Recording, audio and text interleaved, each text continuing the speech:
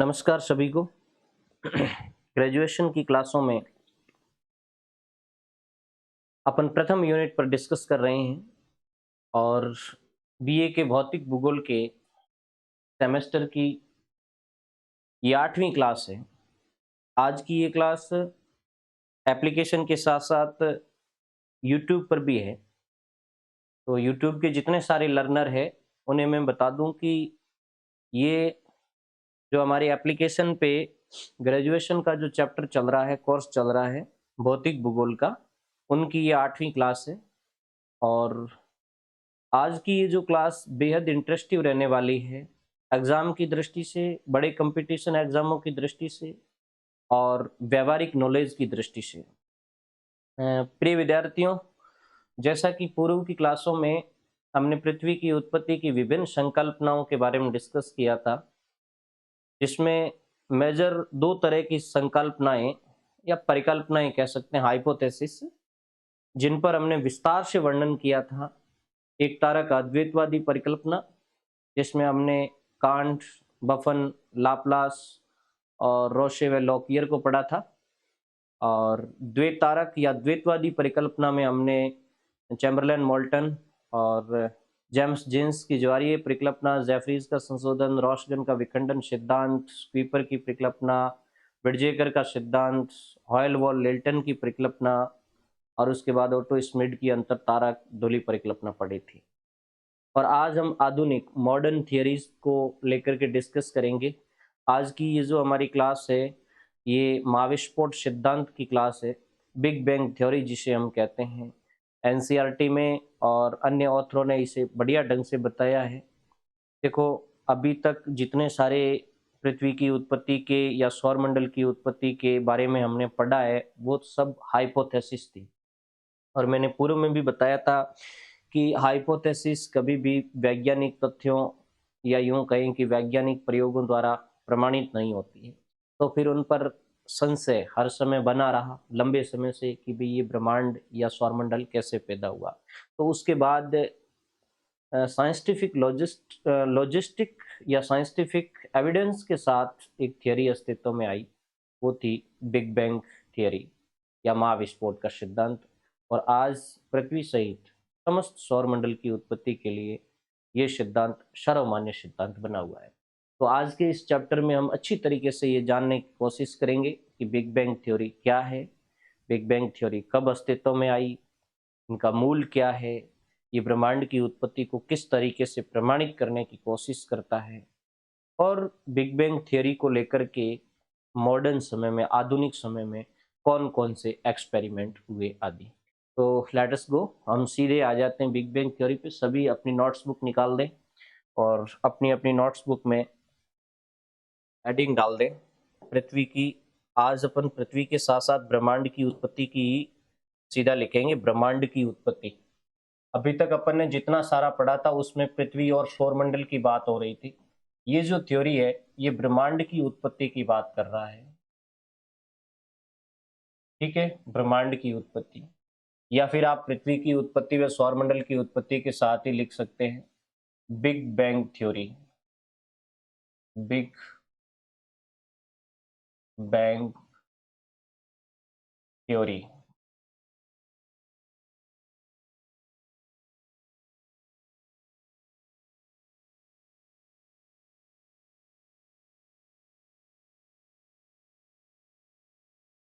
हिंदी में जिसको कहते हैं महाविस्फोट का सिद्धांत। महाविस्फोट का सिद्धांत।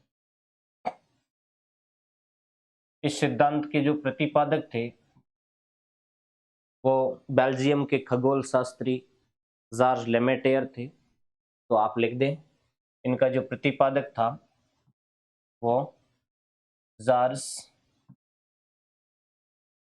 लेमेटेयर था। कहाँ का था ये? बेल्जियम का था। 1920 के अंदर ये थ्योरी आई थी, 1927 के अंदर, 1927 के अंदर। हालांकि कुछ बुकों में 1931 भी लिखा हुआ है। लेकिन जहाँ तक बीसी जाट, डॉक्टर शविंदर सिंह, इनकी बुकों का लें, और एनसीईआरटी में भी इस थियोरी को लिखा गया है, बट उन्होंने सन वगैरह के बारे में इतनी ज़्यादा जानकारी नहीं दी। आप ध्यान रखना, जॉर्ज लेमेटेयर ने इसे दिया था, जो बेल्जियम का खगोल शास्त्री था।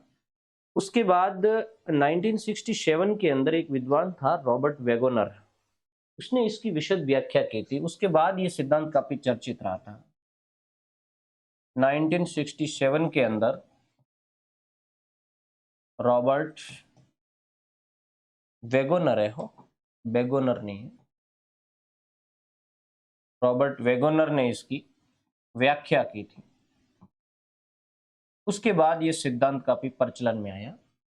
वैसे 1930 के आसपास इनका अंग्रेजी में ट्रांसलेशन भी हो चुका था, तो काफी इंटरेस्टिंग थ्योरी है। लेकिन इसके साथ एक ट्रेजरी होती है कि भाई जब जॉर्ज लेमेटेयर इस थ्योरी को देता है 1927 में देता है, तो 1927 या यूं कहें कि ये अंतर विश्व युद्ध अवधि है। अपन वर्ल्ड हिस्टोरिकल टाइम पीरियड देखें तो विश्व इतिहास के अंदर प्रथम विश्व युद्ध और द्वितीय विश्व युद्ध के बाद दुनिया में एक अस्थिरता का माहौल रहता है। उस अस्थिर माहौल में दुनिया साइंटिफिक जो डेवलपमेंट करती है उसकी तरफ थोड़ा विद्वानों का या देशों का, यूं कहें विद्वानों के देशों का रुख थोड़ा कम था।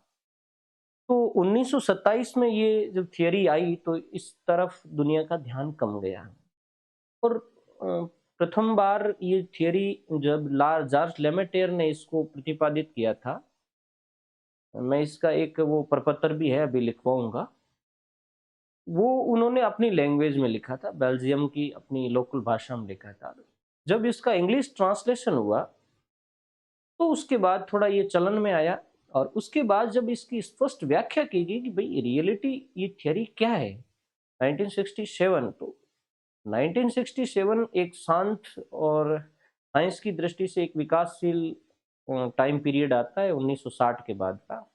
हालांकि यहाँ वो द्विध्रुवीयता को लेकर के वैचारिक उठापटक तो चलती है, बट जो वैज्ञानिक काल था या यूं कहें कि वैज्ञानिक विकास का काल था, वो इस समय काफी चरम पर था। तो दुनिया में अच्छे खासे एक्सपेरिमेंट हो रहे थे और ब्रह्मांड के बारे में जानकारी की बातें भी हो रही थी। तो 1967 में जब इसकी व्याख्या की रॉबर्ट वेगनर ने, तब से लेकर के आज तक इस थियरी को सर्वमान्य सिद्धांत माना गया है पृथ्वी सहित ब्रह्मांड की उत्पत्ति की। और हाँ, उसके बाद कई वैज्ञानिकों ने, कई अंतर्राष्ट्रीय विज्ञान संस्थाओं ने इस थ्योरी पर एक्सपेरिमेंट करने की कोशिश की है। अब थ्योरी क्या है, क्या चीज बताई गई है, पूरा मैं नोट्स के साथ आपको लिखवाने की कोशिश करूंगा। तो बेहतरीन क्लास होने वाली, बेहतरीन क्लास में आप इत्मीनान के साथ बने रहें अगले 40 मिनट तक। आप नेक्स्ट चीज लिखिए, इसे विस्तारित होती ब्रह्मांड की परिकल्पना भी कहा गया है।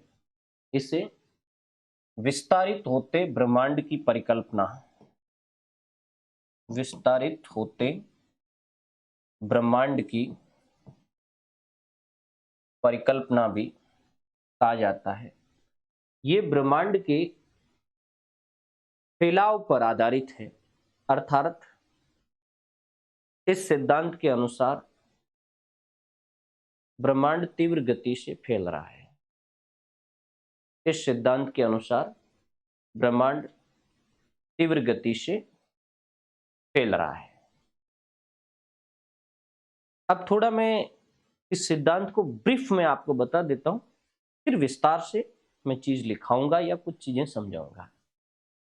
क्या कहता है जॉर्ज लेमेटेयर, क्या कहता है, या ये थियरी क्या कहती है।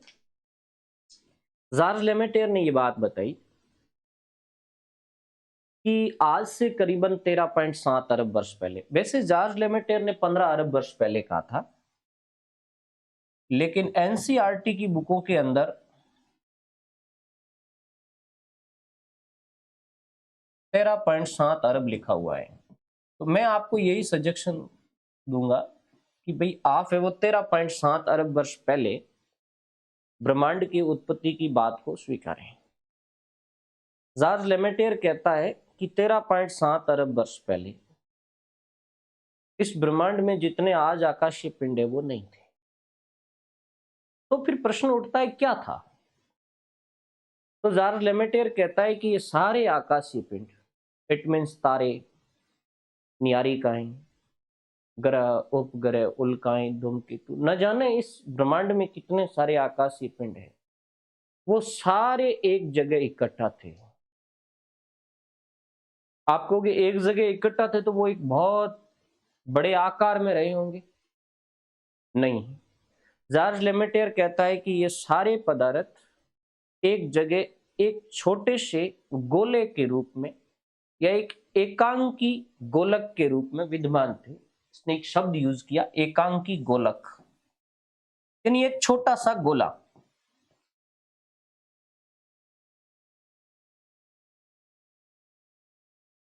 हाँ, एक चीज मैं आपको ये भी बता दूं, स्टीफन हॉकिंस एक बहुत ही अच्छा भौतिकविद हुआ, आप सब जानते हो। स्टीफन हॉकिंस ने भी इस थियरी पर एक्सपेरिमेंट किए अपने। स्टीफन हॉकिंस ने कहा कि वो एकांकी गोलक एक छोटे से गोले, मतलब मटर के दाने के समान गोले के रूप में था। बस इतना ही माना है उसने। किसने? स्टीफन हॉकिंस ने। हॉकिंस का नाम तो आप सब जानते होंगे, नहीं जानते तो आप गूगल पे सर्च कर लेना। दुनिया के महानतम भौतिकविदों में से एक था स्टीफन हॉकिंस। तो जॉर्ज लेमेटेयर कहता है कि 13.7 अरब वर्ष पहले सारे आकाशीय पिंड या सारे ब्रह्मांड के पिंड एक एकांकी अणु के रूप में विद्यमान थे, एक एकांकी गोलक के रूप में विद्यमान थे, जिसे स्टीफन हॉकिंस ने मटर के दाने के समान गोला बताया है। उस एकांकी गोलक की विशेषता थी अति उच्च तापमान और अनंत घनत्व।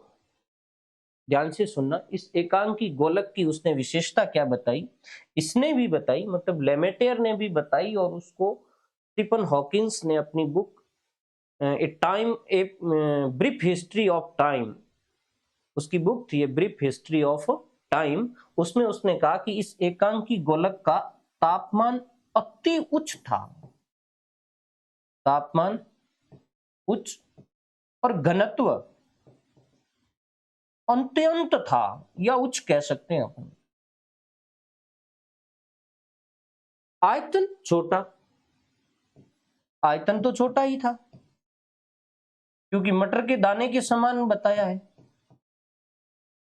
अब भौतिकी के अंदर कोई ऐसा अणु जिसका आयतन बहुत कम, बहुत तापमान बहुत ऊंचा और घनत्व अत्यंत उच्च हो, तो ऐसा अणु कभी भी ब्लास्ट कर सकता है, ये फिजिक्स का मानना है। और स्टीफन हॉकिंस ने ये जस्टिफाई भी किया कि हाँ, यदि भौतिकी में ऐसा कोई कण है जिसका आयतन कम है और उसकी डेंसिटी और उसका टेम्परेचर हैवी है, तो ये एक दिन फटेगा, एक दिन मरेगा। और स्टीफन उसने जॉर्ज लेमेटेयर ने यही कहा था कि 13.7 अरब वर्ष पहले ये एकांकी गोलक जो अति उच्च तापमान वाला, अत्यधिक घनत्व वाला और जिसका आयतन बहुत कम था, उसमें एक भयंकर विस्फोट होता है।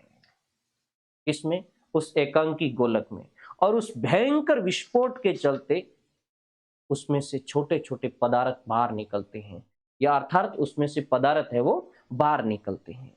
और जो प्रारंभिक समय में बाहर निकले थे पदार्थ, तो विस्फोट हुआ। कौन कहता है? जॉर्ज लेमेटेयर कहता है। किसमें हुआ विस्फोट? उस एकांकी अणु में हुआ, उस एकांकी पिंड में हुआ। कब हुआ विस्फोट? एनसीईआरटी के हिसाब से 13.7 अरब वर्ष पहले हुआ। उस विस्फोट के बाद जो पदार्थ बाहर निकले थे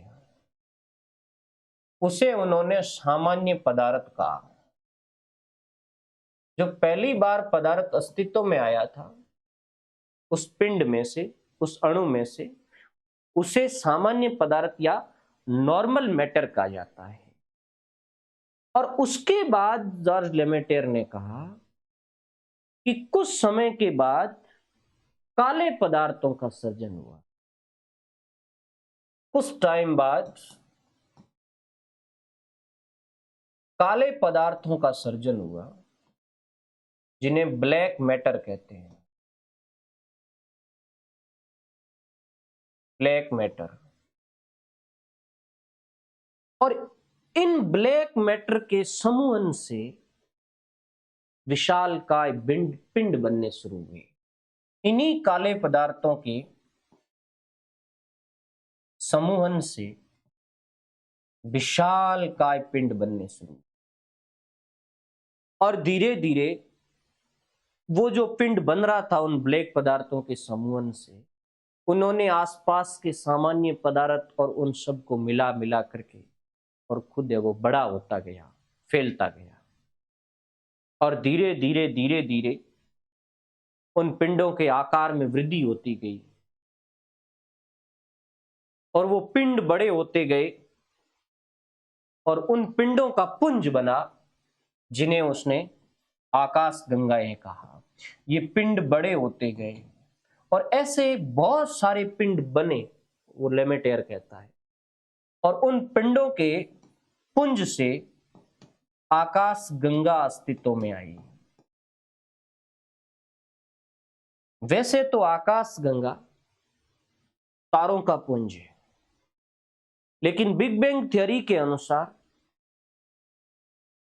तारे बनने में थोड़ा समय लगा। हालांकि ये पिंड बाद में जाकर के तारे बने थे, बट पहले इन पिंडों का एक झुंड बना। वो झुंड आकाश गंगा कहलाया। तो आपको ये ध्यान रखना है कि पिंडों के आकार बढ़ते गए, ये विशालकाय होते गए और आकाश गंगा अस्तित्व में आई। फिर वो कहता है कि आकाश गंगाएं बड़ी होती गई और एक दूसरे से दूर होती गई। इन आकाश गंगाओं के साथ भी ये हुआ कि ये आकाश गंगाएं बड़ी होती गई। बड़ी होती गई मतलब फैलती गई और एक दूसरे से दूर होती गई। इसका मतलब तो ये हुआ कि ये आकाशीय पिंड विशाल हो रहे थे, फैल रहे थे और एक दूसरे से दूर जा रहे थे।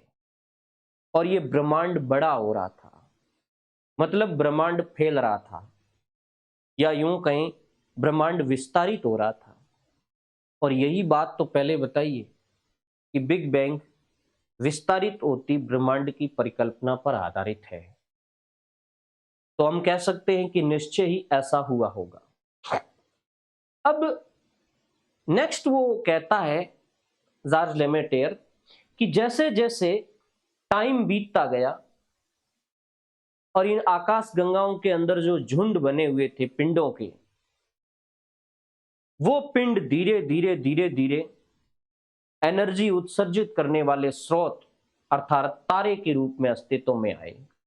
तो ये जो आकाश गंगा के अंदर जो पिंड थे, ये पिंड धीरे धीरे तारे में बदल गए, जिन्हें आज हम तारा कहते हैं। तारा मतलब स्वयं एनर्जी उत्सर्जित करने वाला आकाशीय पिंड। और उन तारे के आसपास जो छोटे बड़े पिंड बन रहे थे, वो पिंड ग्रह के रूप में परिवर्तित हुए। इसने एक चीज और कही है कि वैसे जॉर्ज लेमेटेयर और स्टीफन हॉकिंस दोनों ही ये नहीं कहते हैं कि ग्रह सेपरेट बने थे। वो कहते हैं कि इन तारों में विस्फोट हुआ। ये बात थोड़ी सी अलग है, आप ध्यान रखना। प्रथम मर्तबा जब विस्फोट हुआ था उस समय तो ये पिंड बने थे। विस्फोट के बाद ब्लैक मैटर आया और ब्लैक मैटर के समूहन से ये पिंड बने और इन पिंडों का झुंड बना, जिससे आकाश गंगा अस्तित्व में आई। फिर जैसे जैसे आकाश गंगा परिपक्व होती गई तो इन तारों का निर्माण हुआ, मतलब ये पिंड तारे में बदल गए। और फिर तारे के साथ भी वही हुआ जो उस एकांकी पिंड के साथ हुआ था, और तारे में विस्फोट की वजह से ग्रह और उपग्रहों का निर्माण हुआ। तो इस तरीके से ये जो ब्रह्मांड की उत्पत्ति की परिकल्पना, ये केवल सौरमंडल और पृथ्वी की उत्पत्ति की परिकल्पना नहीं है, बल्कि ये संपूर्ण ब्रह्मांड की उत्पत्ति की परिकल्पना को जस्टिफाई कर रहा है। तो बहुत ही अच्छी चीज थी। हालांकि इसके बारे में कुछ अन्य विद्वानों की भी अपने अपने आइडियाज है, वो भी मैं आपको लिखवाऊंगा। देखो, सिद्धांत अच्छा है और इसके प्रमाण में कुछ पक्ष भी जाते हैं जो आज की दृष्टि से काफी साइंटिफिक है, वैज्ञानिक है।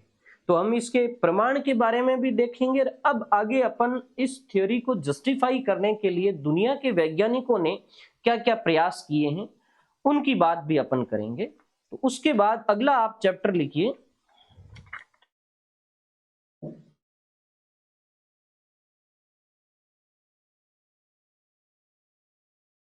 एलन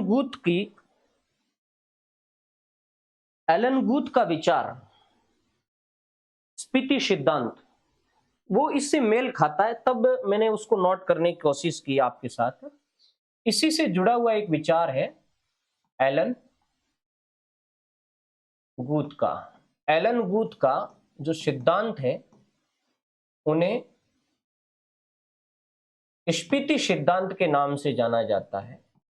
और स्पीति सिद्धांत के और बिग बैंग सिद्धांत के मध्य समानता है। तो आप लिख सकते हैं, स्पीति सिद्धांत के अनुसार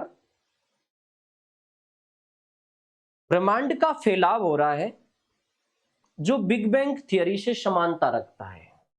स्पीति सिद्धांत के अनुसार ब्रह्मांड का फैलाव हो रहा है जो बिग बैंग थियरी से समानता रखता है। कई बार इसका प्रश्न पूछा गया था, तब मुझे लगा कि यह चीज उपयुक्त है और यहां आनी चाहिए। लेकिन स्पीति सिद्धांत त्वरित गति से असाधारण फैलाव की बात करता है। स्पीति सिद्धांत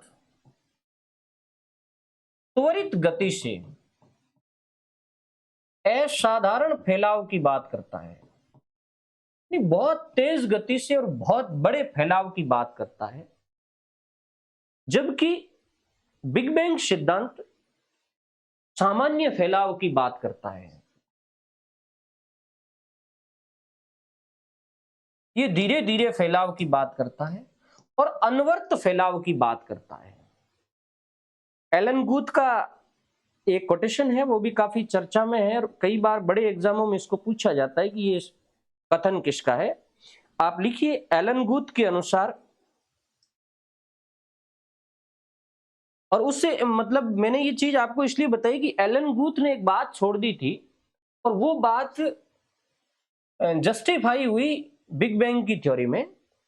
एलन गूथ के अनुसार ब्रह्मांड के दृश्य द्रव्यमान, एलन गूथ के अनुसार ब्रह्मांड के दृश्य द्रव्यमान घनत्व की तुलना में वास्तविक घनत्व अधिक है। ब्रह्मांड के दृश्य द्रव्यमान की तुलना में वास्तविक घनत्व, दृश्य द्रव्यमान घनत्व लिखना हो, दृश्य द्रव्यमान घनत्व की तुलना में वास्तविक घनत्व अधिक है, जो इस बात को पुष्ट करता है कि ब्रह्मांड में काले पदार्थ है, जो इस बात को पुष्ट करता है कि ब्रह्मांड में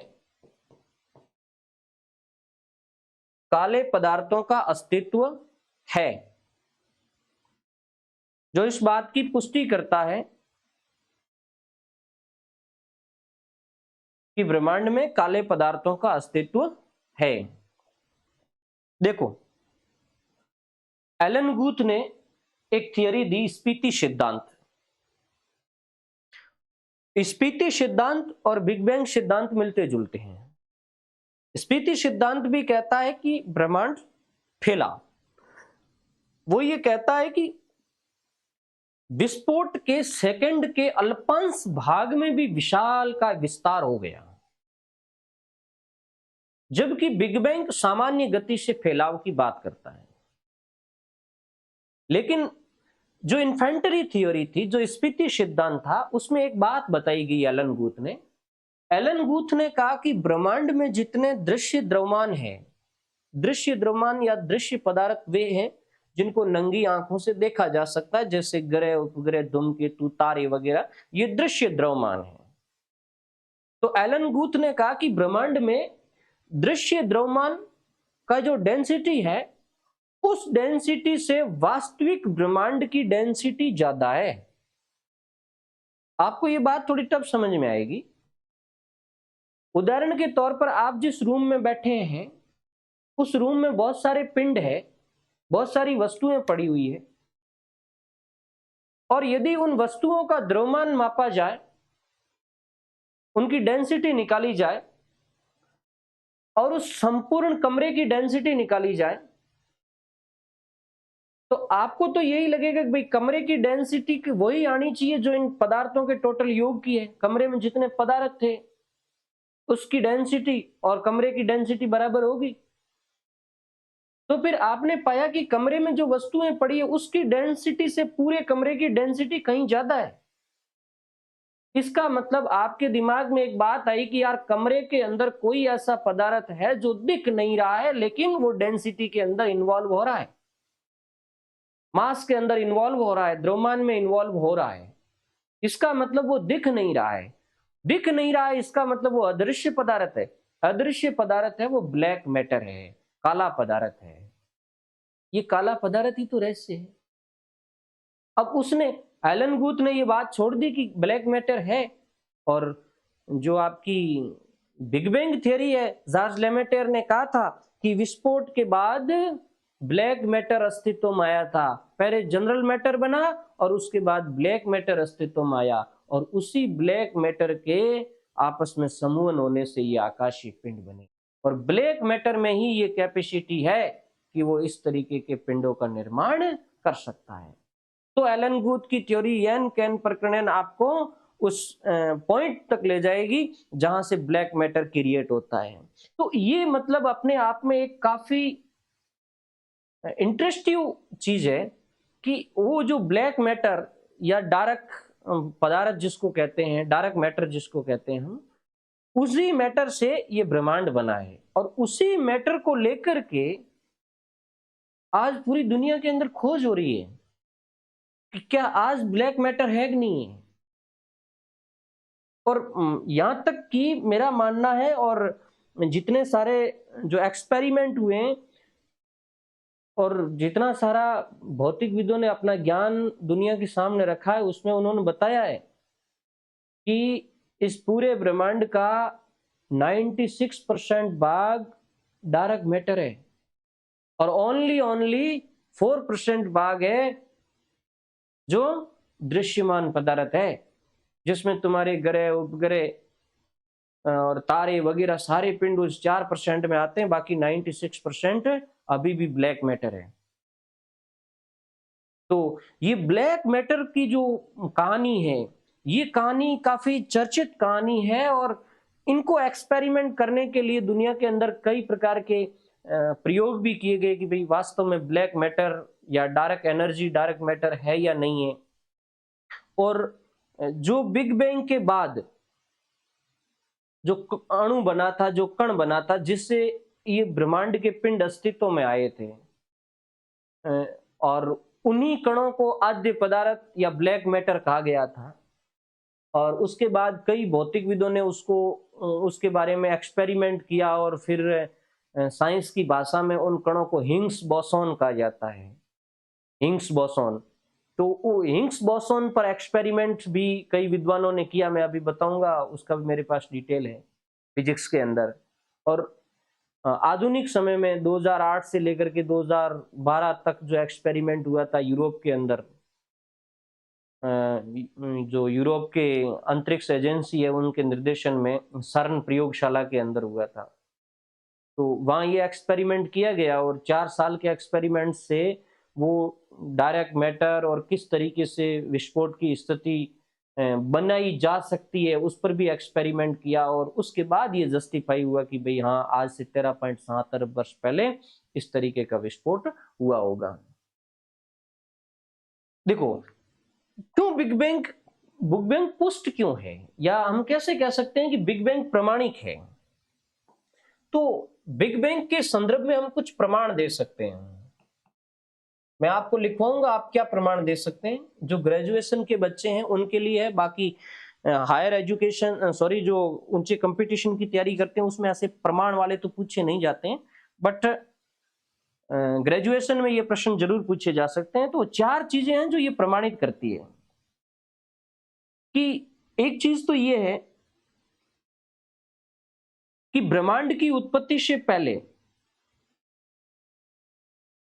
कोई चीज नहीं थी। इस बात की पुष्टि होती है इस सिद्धांत में। मतलब ब्रह्मांड की उत्पत्ति से पहले कोई आकाशीय पिंड नहीं था, केवल उस अणु को छोड़ करके। ऐसे एक्सपेरिमेंट वर्तमान में भी किए गए हैं। तो ब्रह्मांड का कोई प्रारंभ एक पॉइंट से, एक सिंगुलरिटी से हुआ, एक समय का एक बिंदु था, वहां से ब्रह्मांड प्रारंभ होता है। उससे पहले कोई आकाशीय पिंड नहीं था। ये हर थियरी के अंदर कहा गया है। तो फिर बिग बैंग भी तो यही कहता है कि ब्रह्मांड 13.7 अरब वर्ष पहले बना। तो इसका मतलब 13.7 अरब वर्ष पुराना एक आरंभिक पॉइंट है। तो हम कह सकते हैं कि ब्रह्मांड का कोई प्रारंभ तो था और उस ब्रह्मांड से पहले कुछ नहीं था। यह बात बिल्कुल सही है, ये बिग बैंग से पुष्ट भी होती है। और दूसरी ये बात भी सही है कि आकाश गंगाएं फैल रही है और एक दूसरे से दूर जा रही है। ये केवल बिग बैंग ही नहीं कहता है, एलन गुथ भी यही कहता है। और उसके बाद में जितने सारे विद्वानों ने जो एक्सपेरिमेंट किए हैं, तारों का अध्ययन किया है, उन्होंने भी यही कहा है कि ब्रह्मांड फैल रहा है।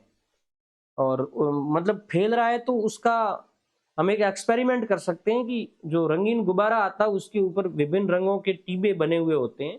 उसके अंदर जब आप हवा भरते हैं तो उसमें 2 चीज होती है, एक तो वो टीबे भी बड़े होते हैं, एक टीबे एक दूसरे से दूर जाते हैं। तो ठीक उसी तरीके से ये बिग बैंग भी यही बताता है कि आकाश गंगाएं बड़ी भी हो रही है और एक दूसरे से दूर जा रही है। इसका मतलब ये स्पष्ट है कि ब्रह्मांड विस्तारित हो रहा है। और एक बात ये भी सही है कि ब्रह्मांड प्रारंभ में गर्म था, क्योंकि जिस सिंगुलरिटी पॉइंट की बात की गई है, वो जो अणु था वो एक सिंगुलरिटी, मैं बार बार ये शब्द यूज कर रहा हूं, सिंगुलरिटी फिजिक्स में उस अवस्था को कहा जाता है, उस अणु को कहा जाता है, या अणु की उस अवस्था, किसी पिंड की उस अवस्था को कहा जाता है जहां कम आयतन में अधिक घनत्व और अधिक तापमान की स्थिति पाई जाती है। वो सिंगुलरिटी पॉइंट होता है और जहां से उस पिंड का मरना अर्थात फटना स्वाभाविक है। तो वो जो सिंगुलरिटी पॉइंट था वो हाई टेम्परेचर वाला था, और जिस समय उसमें विस्फोट हुआ होगा तो इस ब्रह्मांड का निश्चय ही टेम्परेचर ज्यादा रहा होगा। ये बात बिल्कुल स्पष्ट है। और हां, ऐसा इसलिए भी होगा कि हाइड्रोजन और हीलियम की उपस्थिति उस अणु के या ब्रह्मांड के प्रारंभिक समय में रही होगी, तभी ऐसा हो सकता है। और आज भी ब्रह्मांड में अत्यधिक मात्रा में हाइड्रोजन और हीलियम का पाया जाना ये पुष्ट करता है कि हाइड्रोजन और हीलियम पहले भी थी, तो वो विस्फोट के लिए उत्तरदायी रही होगी। ये 4 चीजें ये स्पष्ट करती है। कौन सी चीज? एक तो ब्रह्मांड का कोई प्रारंभिक पॉइंट है, और दूसरा आकाश गंगाएं एक दूसरे से दूर जा रही है, तीसरा आरंभिक ब्रह्मांड बड़ा गर्म रहा होगा, और चौथा हाइड्रोजन और हीलियम की उपस्थिति। ये 4 बिंदु ये पुष्ट करते हैं कि बिग बैंग थ्योरी सही है। और यदि हम बात करें बिग बैंग की आलोचना की, तो कोई पुख्ता आलोचना, परफेक्ट आलोचना नहीं की जा सकती।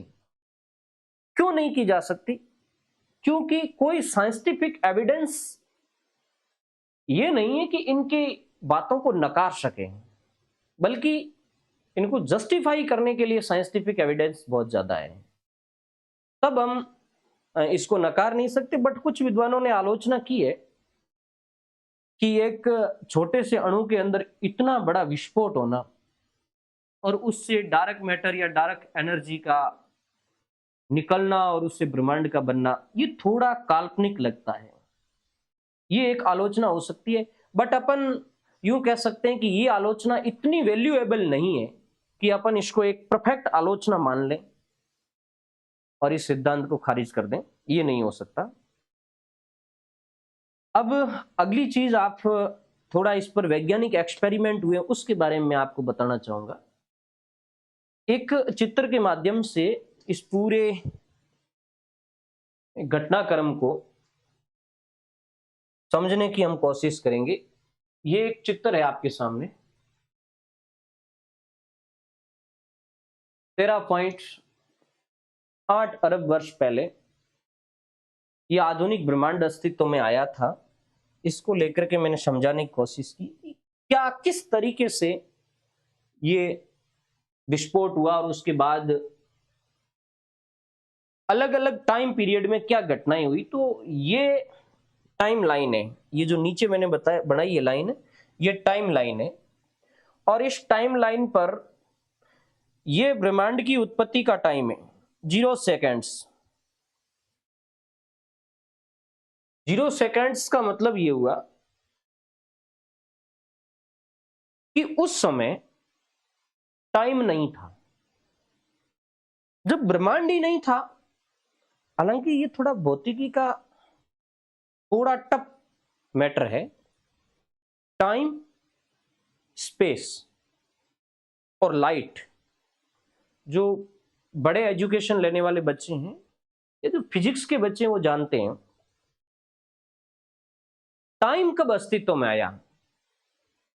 स्पेस का मतलब होता है स्थान। स्थान कब अस्तित्व में आया और लाइट कब अस्तित्व में आया, इसको लेकर के कई तरह के विद्वानों के विचार अलग अलग मिलते हैं। वो जो स्टीफन हॉकिंस ने अपनी बुक लिखी थी ब्रीफ हिस्ट्री ऑफ टाइम, उस किताब में बहुत कुछ समझा जा सकता है कि टाइम क्या मैटर है। ब्रह्मांड की उत्पत्ति से पहले न समय था, न स्थान था और न लाइट थी। आज से 13.8 अरब वर्ष पहले बिग बैंग हुआ। तो ये सिंगुलरिटी पॉइंट है, वो जो मैं बार बार कह रहा था ना, मटर के दाने के समान, ये विलक्षणता है। और इसी विलक्षणता के अंदर ब्रह्मांड के सारे फोर्स वहां काम कर रहे हैं।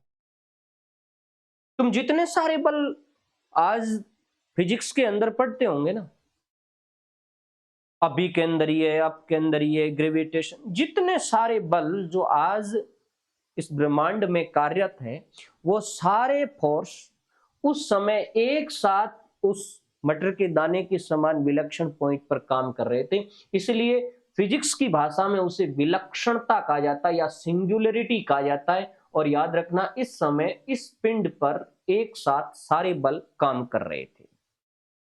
उसके बाद जैसे ही विस्फोट होता है, उस विस्फोट के बाद एक स्थिति बनती है जिसको फिजिक्स की भाषा में कहा गया है क्वांटम अस्थिरता।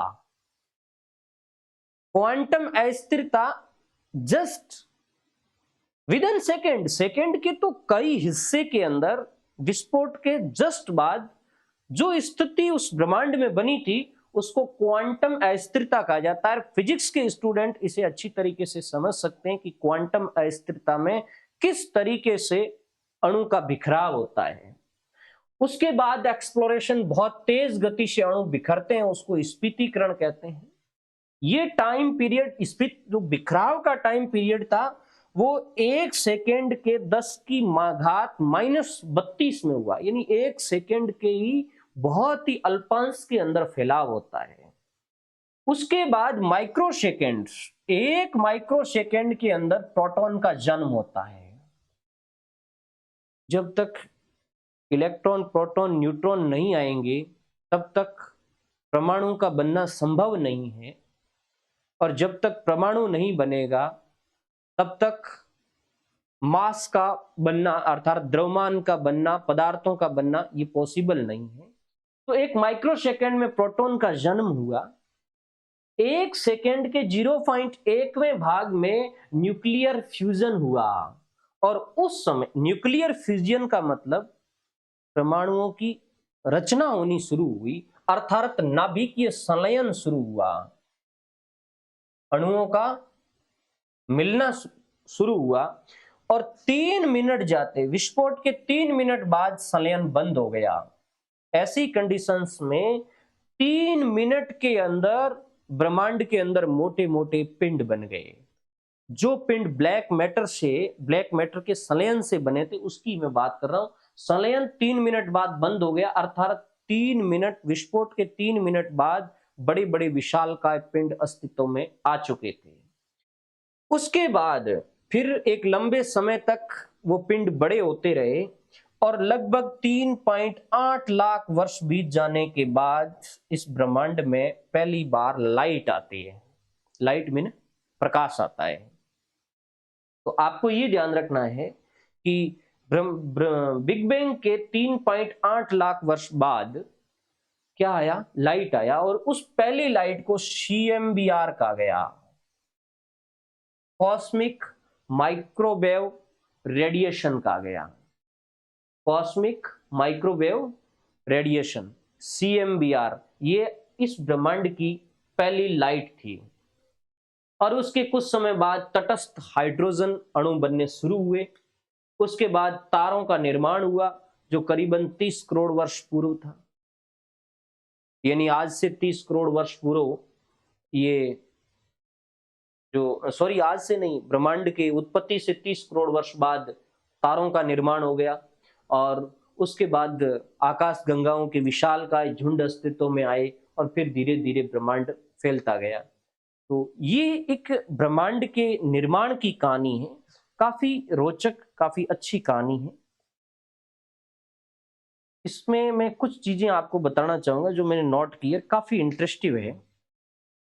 एक पॉइंट है कि ब्रह्मांड की उत्पत्ति के यानी बिग बैंग के 1 सेकेंड बाद टेम्परेचर 4000 डिग्री गिर गया। विद इन 1 सेकेंड, यानी 1 सेकेंड में ब्रह्मांड की उत्पत्ति के 1 सेकेंड बाद 4000 डिग्री सेंटीग्रेड है वो टेम्परेचर गिरा। ये पॉइंट ध्यान रखना। और इस गिरते हुए टेम्परेचर की वजह से परमाणु बना।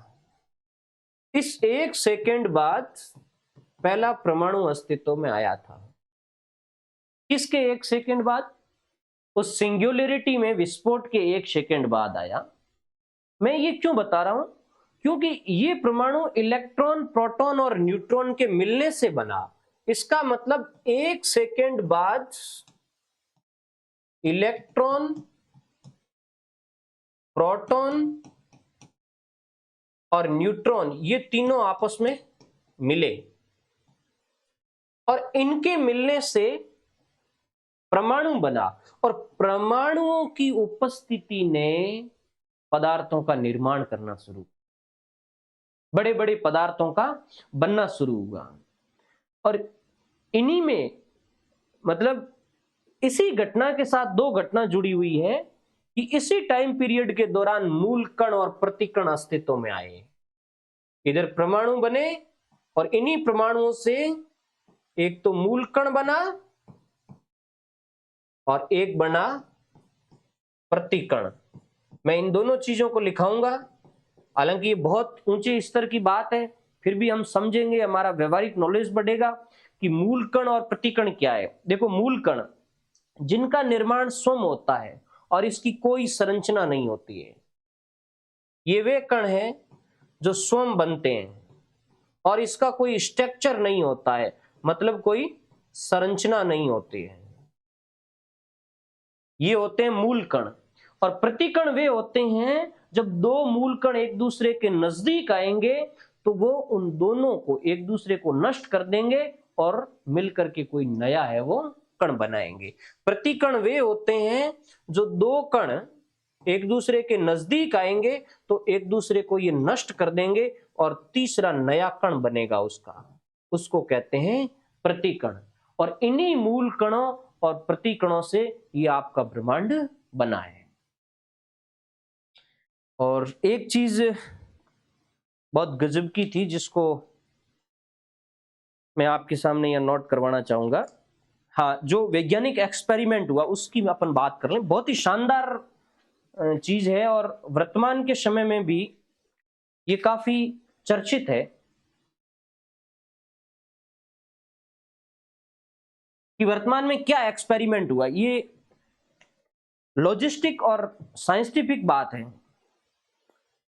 कि चलो अपन ने मान लिया कि ब्रह्मांड की उत्पत्ति हो गई 13.7 अरब वर्ष पहले, ये सब कुछ हो गया। इनको जस्टिफाई करने के लिए, इसका क्लेरिफिकेशन करने के लिए वैज्ञानिकों ने एक्सपेरिमेंट करने शुरू किए। और ऐसा ही एक एक्सपेरिमेंट यूरोप के अंदर हुआ। कहां हुआ? यूरोप के अंदर हुआ। सर्न,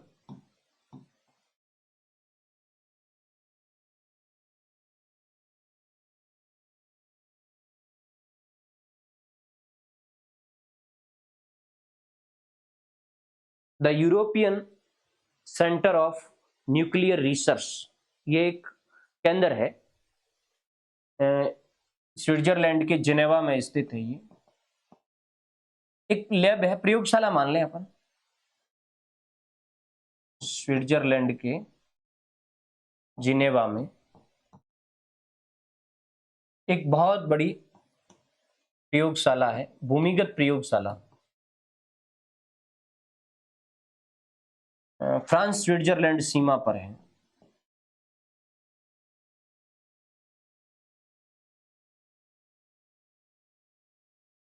फ्रांस और स्विट्जरलैंड की सीमा पे कि भाई ये जो बिग बैंग, चलो अपन ने मान लिया कि बिग बैंग हुआ, तो इसको वैज्ञानिक रूप से जस्टिफाई करने के लिए हजारों वैज्ञानिकों ने यूरोप में एक्सपेरिमेंट शुरू किया।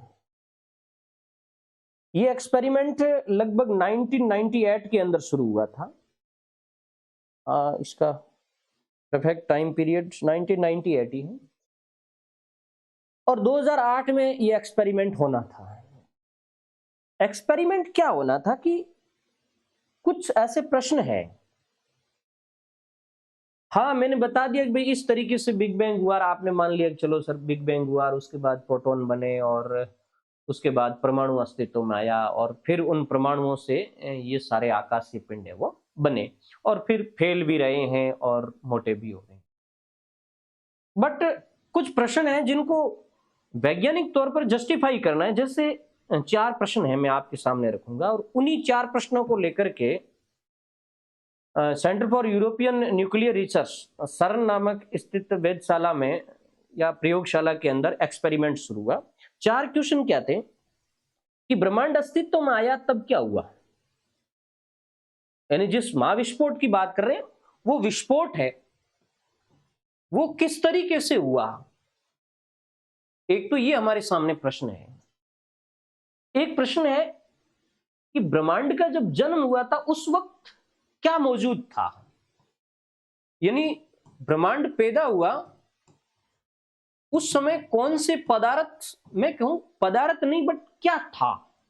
एक वो जो आप कहते हैं कि वो मटर के दाने के समान, क्या था उस मटर के दाने में। और नंबर 3, कुछ पदार्थों का द्रव्यमान क्यों नहीं होता, कुछ पदार्थों का द्रव्यमान क्यों नहीं होता। आप कहोगे ये कैसे नहीं हो सकता। इस ब्रह्मांड के अंदर 96% मैटर ऐसा है जो ब्लैक मैटर है, और उसका मास आपको दिखेगा नहीं, उसमें मास है ही नहीं। तो फिर ये भी एक एक्सपेरिमेंट करना था कि कुछ पदार्थों का द्रव्यमान क्यों नहीं होता है, और एक डार्क मैटर और डार्क एनर्जी की प्रकृति क्या है। प्रकृति मतलब इनका नेचर क्या है, ये किस तरीके से इस ब्रह्मांड के अंदर काम करते हैं। तो चौथा, डार्क मैटर और डार्क एनर्जी के बारे में जानना है। ये 4 प्रश्न थे और ये 4 प्रश्न विद्वानों के मन में बहुत उत्तेजित हो रहे थे। इसको लेकर के एक्सपेरिमेंट हुआ, महाविस्फोट का परीक्षण हुआ। कहां हुआ? याद रखना, सर्न, यूरोपियन नाभिकीय अनुसंधान केंद्र जिसको कहते हैं, the European Centre for Nuclear Research. और ये जो पूरा कार्य था ये European Organisation of for Research अर्थात यूरोपीय अंतरिक्ष अनुसंधान एजेंसी या यूरोपीय अनुसंधान एजेंसी के निर्देशन में हुआ था। तो स्विट्जरलैंड स्थित सर्न प्रयोगशाला के अंदर इसको एक्सपेरिमेंट किया गया था। लगभग 5000 वैज्ञानिकों की इसमें टीम थी और दुनिया की कण भौतिकी अर्थात अणुओं की संरचना की जानकारी करने के लिए यह सबसे बड़ी प्रयोगशाला थी, सर्न की प्रयोगशाला। इस सर्न की प्रयोगशाला में 5000 वैज्ञानिकों ने काम किया, जिसमें हिंदुस्तान के वैज्ञानिक भी थे। और उन्होंने इन 4 प्रश्नों पर, जो अभी मैंने बताया है, इन 4 प्रश्नों पर काम करने की कोशिश की। लगभग भूगर्भ के अंदर जमीन में 100 मीटर गहराई में और 27 मीटर राउंड के अंदर रिंग बनाई गई।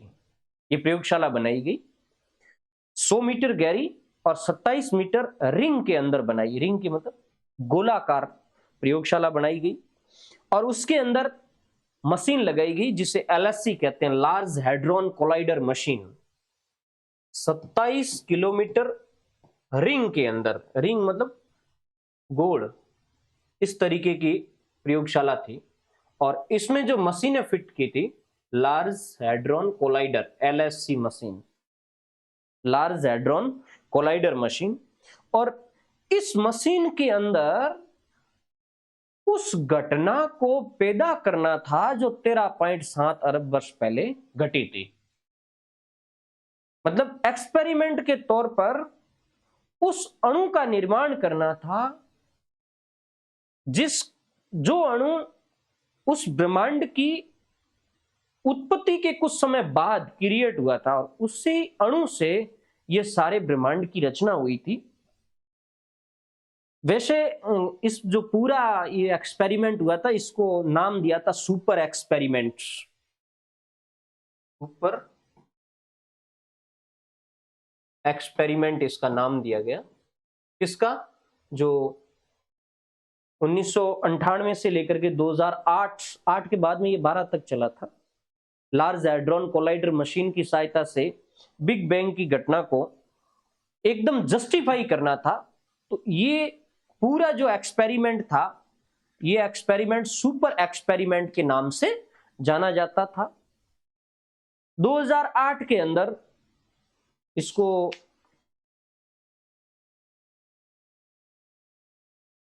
प्रयोग में लाना था। एक तारीख है 10 सितंबर 2008। 10 सितंबर 2008 को नियंत्रित रूप से वो जो अणु थे, उन अणुओं को 27 किलोमीटर लंबी मशीन LHC के अंदर प्रकाश की गति से घुमाना था और उसमें आपस में टक्कर करवानी थी और उस टक्कर से उस परिस्थिति को पैदा करना था जो बिग बैंग के कुछ समय बाद हुई थी। लेकिन मशीनों की तकनीकी खराबी के कारण 2008 में ये नहीं हो पाया था। उसके बाद फरवरी 2010 के अंदर इनको पुनः शुरू किया था। LHC के 4 पार्ट थे, उसमें हजारों मैग्नेटिक चुंबकें काम करती थी, जो अपन ने, आप उसको यदि पढ़ोगे तो पता चलेगा। मैं एक डायग्राम से भी आपको बताऊंगा पूरी LHC की कार्यविधि भी। 2010 में इसको पुनः शुरू किया। 30 मार्च 2010 एक डेट है, 30 मार्च 2010 आप नोट भी कर सकते हो। पहली बार एक्सपेरिमेंट्स में क्लू आए थे 30 मार्च 2010। 30 मार्च 2010 को प्रकाश की गति से प्रोटॉन बिंबों का टकराव हुआ है। लाइट जिस गति से दौड़ती है, अर्थात प्रकाश की जो गति है, उस गति से कणों की उस 27 किलोमीटर विंग के अंदर खतरनाक टक्कर होती है और उस टक्कर से कई आंकड़े प्राप्त होते हैं और उन आंकड़ों को वो जो फिजिक्स वैज्ञानिक वहां थे वो एनालिसिस करते हैं और एनालिसिस करके और हमें एक जस्टिफाई करते हैं कि वो पार्टिकल जिससे इस ब्रह्मांड के पिंडों की रचना हुई है, जिसको हम आद्य कण कहते हैं, और उन्हीं आद्य कण को बाद में साइंस की भाषा में हिग्स बोसॉन कहा गया था। और वो जो वैज्ञानिक थे, उन वैज्ञानिकों ने वो जो कण खोजा था उसको उन्होंने सब एटॉमिक पार्टिकल्स कहा था। सब एटॉमिक पार्टिकल कब खोजा गया? ये 30 मार्च 2010 को। और यही वो सब एटॉमिक पार्टिकल था जिसकी वजह से पदार्थों में मास आता है, मास मतलब द्रव्यमान आता है, पदार्थों में भार आता है। उसी कण से ब्रह्मांड के पिंड अस्तित्व में आए थे, और उसी कण से उन पिंडों का, वस्तुओं का रूप, आकार, भार सब नियत होता है। और जब तक ब्रह्मांड के अंदर वो कण नहीं था, तब तक ये ब्रह्मांड मौजूदा रूप में नहीं था, अपने आदिकालीन रूप में था, उस छोटे से अणु के रूप में था। तो एलएससी के अंदर ये सारा एक्सपेरिमेंट किया गया। और जो हम जिस कण की अपन बात करते हैं कि भाई उस कण से ही, उस आद्य पदार्थ से ही ये सारा ब्रह्मांड बना, जिसको गॉड पार्टिकल्स कहा जाता है ज्योग्राफी में भी और फिजिक्स में भी, वही गॉड पार्टिकल जिसको लार्ज हैड्रॉन कोलाइडर मशीन में सब एटॉमिक कण की संज्ञा दी, या सब एटॉमिक पार्टिकल्स की संज्ञा दी, उसको खोज लिया गया। और उसको खोजने के बाद ये पता चल गया कि वास्तव में 3.7 अरब वर्ष पहले ऐसी घटना हुई होगी जिसमें उस विस्फोट के बाद अणु आपस में टकराए होंगे, लाइट की गति से टकराएं या किसी भी गति से टकराएं, और टकराने के बाद वो गॉड पार्टिकल्स बना होगा, जिसके अंदर ये क्षमता थी कि वो मास ला सके। मास मतलब पदार्थ में द्रव्यमान ला सके, पदार्थ में भार ला सके, पदार्थ का फैलाव कर सके, और किसी भी वस्तु या पिंड को आकार और रूप दे सके। देखो ये इस गॉड पार्टिकल्स को हिग्स बोसॉन नाम दिया जाता है, या ये जो सब एटॉमिक अणु है, इसको फिजिकी की भाषा में हिग्स बोसॉन कहा जाता है। फिजिक्स के विद्यार्थी इसे अच्छी तरीके से पढ़ते होंगे। ये हिग्स बोसॉन नाम कहां से आया? ये हिग्स बोसॉन नाम दिया था लियान लेडरमैन नाम के व्यक्ति ने। लियान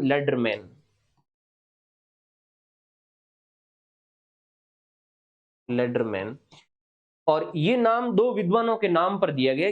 इस सब एटॉमिक पार्टिकल्स की खोज में दो विद्वान लगे हुए थे। एक था पीटर हिग्स, जो एडिनबर्ग यूनिवर्सिटी का भौतिकविद था, उसके नाम पर तो हिग्स नाम रखा। और बोसोन नाम है वो भारतीय भौतिकविद सत्येंद्र नाथ बोस के नाम पे रखा गया। तो सत्येंद्र नाथ बोस और पीटर हिग्स, इन दोनों ने इस सब एटॉमिक पार्टिकल्स पर काम किया था, इसलिए इसका नाम पड़ गया हिग्स बोसोन।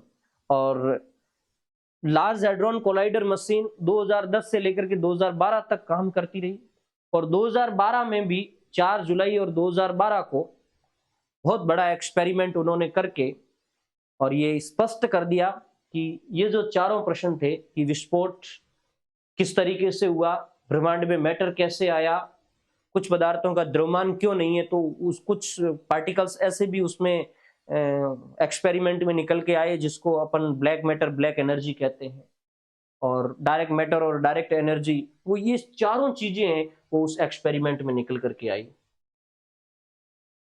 ये आपके सामने एक डायग्राम दिख रहा है, आपको लगभग पूरा दिख रहा होगा। ये लार्ज हैड्रॉन कोलाइडर मशीन है, 27 किलोमीटर रिंग है इसकी पूरी पूरी, और इसमें 4 स्टेशन बनाए गए हैं। ये एक स्टेशन है जिसको LSC-B कहा जाता है, ये एक स्टेशन है जिसको CMS कहा जाता है, ये एक स्टेशन है जिसको एलिस कहा जाता है, और ये एक स्टेशन है जिसको एटलस कहा जाता है। 27 किलोमीटर की रिंग के अंदर ये इस तरीके से पूरी मशीन है वो सेट की गई है, और 4 अलग अलग जगहों पर 4 अलग अलग टीमें काम कर रही है, जिसमें हजारों वैज्ञानिक काम कर रहे हैं। मैं आपको कुछ चीजें एविडेंस के रूप में देना चाहूंगा। काफी अच्छा मैटर था, तो मुझे ऐसा लगा कि यहां से एक मास जानकारी बच्चों तक जाए। ये पूरी जो मशीन थी, इसके अंदर करीबन 93,000 मैग्नेट्स लगे हुए थे। आप कहोगे सर जो पार्टिकल्स को, जिन जो कण उसके अंदर छोड़े गए थे, जिन उन कणों में टक्कर होनी थी और टक्कर के बाद उसका संलयन होकर के किस तरीके से पदार्थ का बनना था, ये सब तो एक नियंत्रित कार्य था। यदि ये अनियंत्रित हो जाता तो पूरी दुनिया को खतरा था, बिग बैंग की स्थिति बन सकती थी। तभी तो आपके जो पुराने जो बुजुर्ग लोग हैं, उन्होंने मतलब 2008 के अंदर पूरी दुनिया में इस तरीके की अफवाह उड़ी थी कि पृथ्वी है वो खत्म हो सकती है इस एक्सपेरिमेंट से। तो 2008 में संजोग से वो तो कुछ मैग्नेट्स में गड़बड़ हो गया था, उस वजह से उसको रोकना पड़ा। और कुछ लोग तो ये भी कहते हैं कि दुनिया के विरोध के चलते इसको रोका गया था, बट ऐसा कुछ नहीं था। जहां तक मैं समझता हूँ किसी मशीन में खराबी रही होगी। तो इन सारे एक्सपेरिमेंट्स को कंट्रोल करने के लिए, इस पूरी मशीन को कंट्रोल करने के लिए करीबन 93,000 मैग्नेट्स लगे हुए थे, जो -271 डिग्री सेंटीग्रेड ताप पर वो जो पूरा वैक्यूम बना हुआ था, रिंग बनी हुई थी, उसके अंदर पार्टिकल्स को गाइड कर रहे थे, कणों को नियंत्रित कर रहे थे। 93,000 मैग्नेट्स लगे हुए थे। 2010 के अंदर पहली टक्कर होती है इसके अंदर। मैं बताऊंगा कहाँ किस कौन सी टीम क्या काम कर रही थी। आपको ये ध्यान रखना 2010 में पहली टक्कर हुई थी। 2010 में ये एक्सपेरिमेंट शुरू हुआ था 2010 की फरवरी को, और मार्च 2010 के अंदर एक्सपेरिमेंट्स हो गया था। तो 2010 में जब पहली टक्कर हुई थी, तो उस टक्कर में 3.5 टेरा इलेक्ट्रॉन वोल्ट के दो पुंज आपस में टकराए थे, प्रकाश से भी अधिक गति के। तो एक फिजिक्स की भाषा में टेरा इलेक्ट्रॉन वोल्ट जो एक कैपेसिटी, अणुओं की एक कैपेसिटी है, उस 3.5 टेरा इलेक्ट्रॉन वोल्ट की कैपेसिटी के अणु जब आपस में टकराए थे, तो ये पहला टक्कर था। और टक्कर ही तो करवानी थी, नियंत्रित टक्कर करवानी थी, उस टक्कर से विस्फोट होना था, और विस्फोट के बाद वो पार्टिकल्स निकलने थे। उसके बाद एक दूसरी टक्कर और होती है, वो 7 टेरा इलेक्ट्रॉन वोल्ट के कणों की होती है, जो दुनिया के अंदर भयंकर टक्कर मानी जाती है, विश्व रिकॉर्ड टक्कर थी।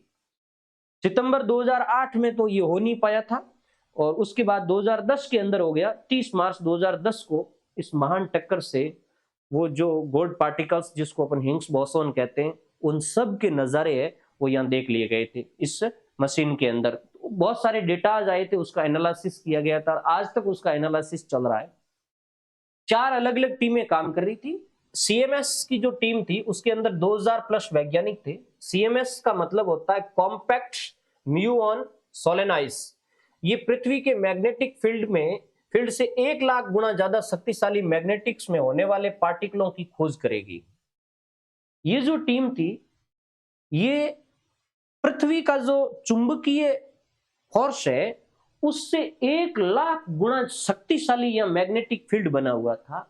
और उस फील्ड के अंदर नए पार्टिकल कौन से बनेंगे, यहां उस मैग्नेटिक जोन के अंदर टक्कर के बाद कौन से नए पार्टिकल बनेंगे, उसकी खोज करने के लिए 2000 वैज्ञानिकों की टीम सीएमएस पर काम कर रही थी। कॉम्पैक्ट म्यूऑन सोलेनॉइड्स पॉइंट पर काम कर रही थी। एक पॉइंट था एलिस, जहां लगभग 1000 वैज्ञानिक काम कर रहे थे, और इनका काम था, ये जो मूल कुछ ऐसे कण थे जिनको फिजिक्स की भाषा में कहा गया क्वार्क ग्लूऑन प्लाज्मा नामक मैटर की स्टडी करने के लिए, जो बिग बैंग के 10 से 25 सेकंड तक रहा था। एक नया मैटर, एक ऐसा मैटर जो बिग बैंग के 10 से 25 सेकंड तक रहा था, और उन्होंने पदार्थों में बहुत बड़ा बदलाव किया था। क्या टक्कर के बाद ये क्वार्क ग्लूऑन प्लाज्मा मैटर बनता है या नहीं बनता है, इसकी स्टडी करने के लिए सेपरेट 1000 वैज्ञानिकों की एक टीम काम कर रही थी। और एक था एटलस। एटलस में 1700 प्लस वैज्ञानिक काम कर रहे थे, और इनका काम था हिग्स बोसोन, जिसको सब एटॉमिक पार्टिकल्स कहा गया था, इनकी खोजबीन करना था। और यही पार्टिकल बाद में मास देता है, मास मतलब द्रव्यमान देता है। तो सब एटॉमिक पार्टिकल्स की खोज करने के लिए 1700 वैज्ञानिक एटलस स्टेशन पर काम कर रहे थे, और एक स्टेशन था LHC-B, जिस पर 650 वैज्ञानिक काम कर रहे थे।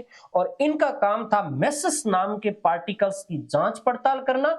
मैटर और एंटी मैटर, यानी जो मूल कण और प्रतिकण थे, वो किस तरीके से निर्मित होते हैं उनकी तलाश करने का काम था, वो LHC-3 पे था।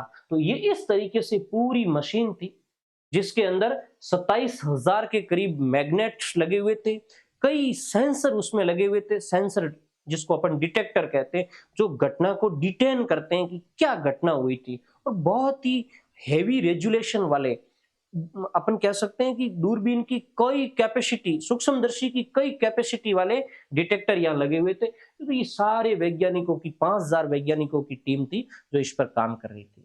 तो ये अपना हो गया बिग बैंग थियरी। ये आज की क्लास कंप्लीट हुई और ये आपके जो फिजिकल ज्योग्राफी की पहली यूनिट का एक चैप्टर था, पृथ्वी की उत्पत्ति, ये चैप्टर भी आज आपका संपूर्ण हो गया। और नेक्स्ट अपन पृथ्वी की आंतरिक संरचना के बारे में जानकारी पर डिस्कस करेंगे। धन्यवाद।